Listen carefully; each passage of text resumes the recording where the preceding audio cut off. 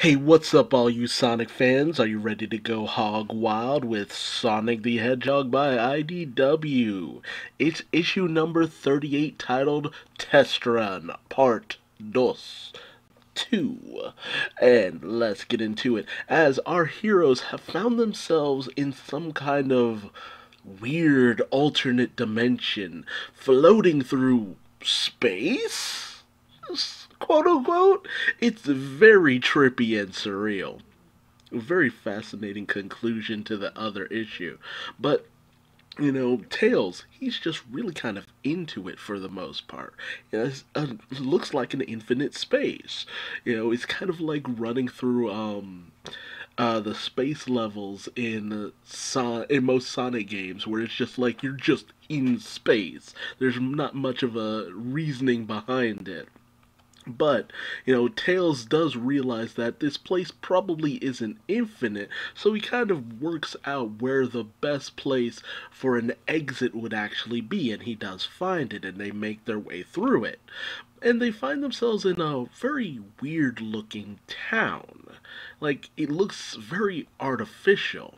Meanwhile, Belle and Tangle have managed to arrive at the base where Sonic and the rest were actually headed to. And they find that the Badnik operations still seem to be in full swing. They're building doors? It's very weird. And as they make their way to the command center, they find Orbot and Cubot discussing the fact that Sonic, Tails, and Amy somehow managed to find this test facility, and they have no choice but to contact Dr. Eggman about what has happened. And Eggman, interestingly enough, I love stuff like this where Eggman takes the opportunity to be like, okay, so Sonic and the rest have infiltrated the test facility. Well, that might not exactly be a bad thing. So it's just like, I like that. I like the Eggman who actually plans for every contingency or just thinks on the fly for the most part. We also have this interesting moment where Belle accidentally slips and lands on the scaffolding below, and as some egg pawns, spot her, they just casually walk past, which we ultimately get the explanation by Belle because Tangle wants answers like, wait, what happened? What was that? Why did they just leave and pass you? Why were you so intent on coming here? Like, it was it's nice to see that Tangle wasn't oblivious to everything that was going on. And it's just like, okay, I've kind of waived any skepticism for the most part, but I would like to not be strung along on this little adventure without all the facts. So Belle basically explains, okay, so I was built with Badnik parts inside of me, and I would like to know why. What was the reasoning behind this? And Eggman would be the only person who would know. Ultimately, it's hard to tell if Belle is actually telling Tangle everything or if she's still hiding things. But I love this reaction from Tangle because it's just like, oh, okay, that's fine. Like, she just wanted answers. And then whereas Belle is just like, I'll understand if you want to leave or smash me, like, oh, drama. Tangle's just like, nah, dude, Sonic and Tails vouched for you. You seem to be pretty cool. Like, as long as nothing bad is gonna happen, and you're trying to be a good person. Not to mention, again, we have badniks on the team regardless. Team, quote unquote, on the side of Sonic and good people. I mean, you have Omega, which feels like the most information you should need as to, like, yeah, we're not gonna judge you much. And there's also Gemerald, so it's just like, come on. I mean, we're not heartless people, and you don't seem to be a bad person, so it's just like, we'll find you the answers you want. And I feel like that really does speak to the very kind nature of Tangle as well. Like the IDW Sonic poster girl over here, continuing to be best girl, because she really is.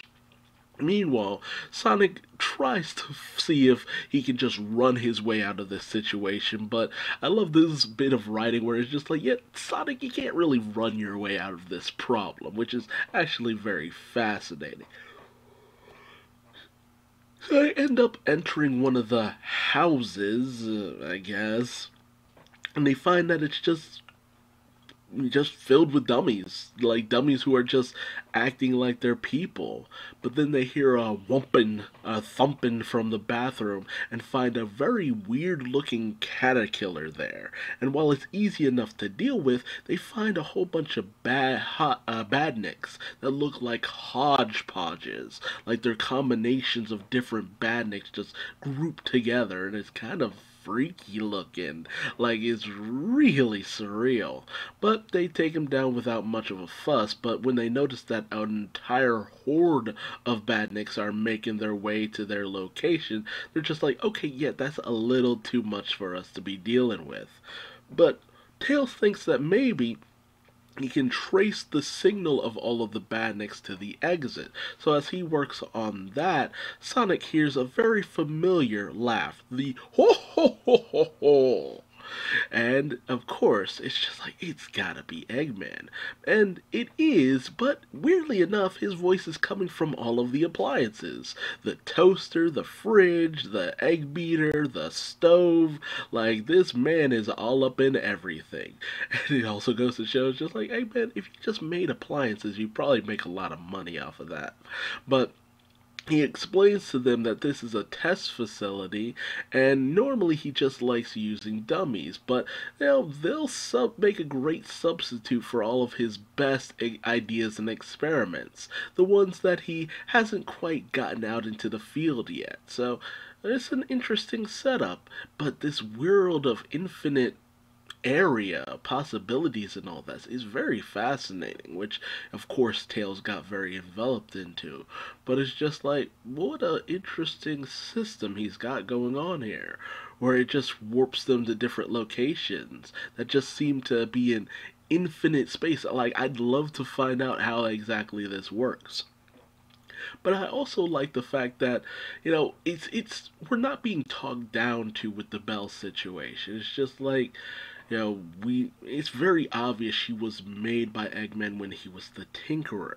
But the real meat and potatoes of this, the real selling point of this, is the question of what will Belle do once she has to be confronted by that truth. Will she be in despair? Will she be in dismay?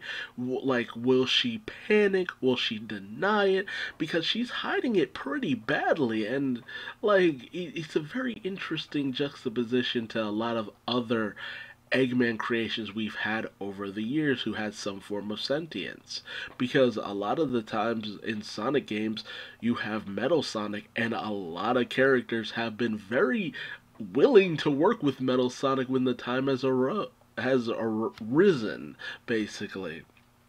And that's been a thing here and there. Again, other situations. We've had Gemerald, we've had Omega. Hell, even when Emerald was a thing, Sonic and the crew took him in with open arms for the most part. And I think that's about it. Even in the old Archie comics, you had Heavy, you had Bomb, you've had Metal Sonic, Shard.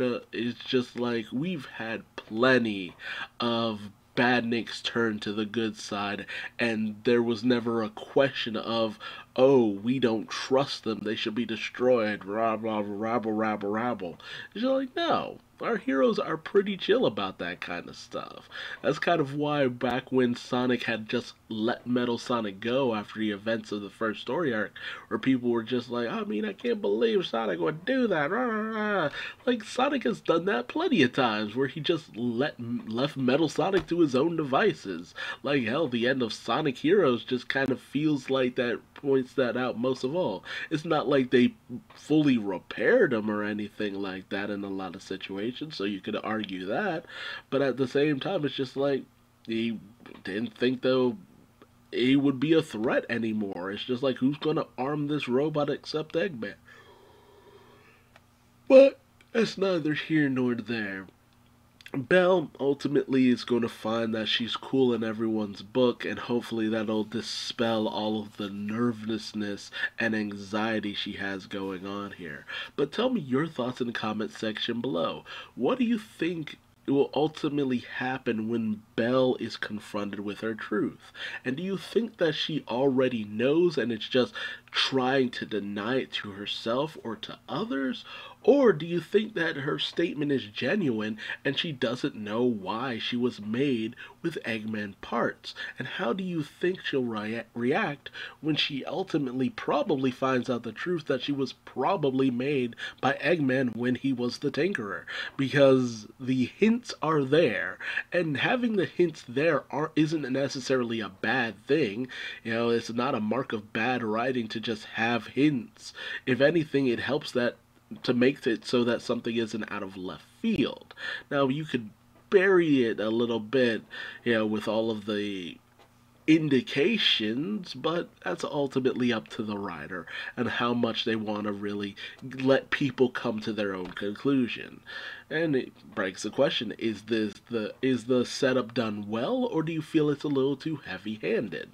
Lots of questions that can come of this. And also, what do you think is going to happen with Sonic and the gang? How are they going to escape from this labyrinth of different test rooms and stuff like that?